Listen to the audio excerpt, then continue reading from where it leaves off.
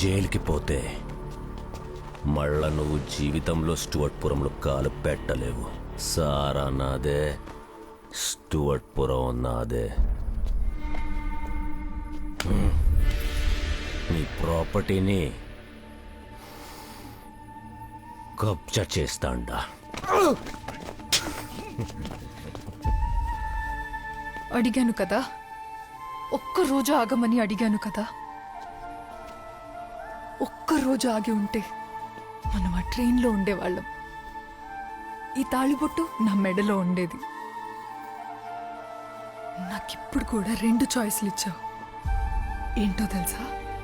మా నాన్న నన్ను ఇక్కడి నుంచి తీసుకెళ్ళగలిగితే ఆయనకి నచ్చిన వాడికిచ్చి పెళ్లి చేస్తాడు.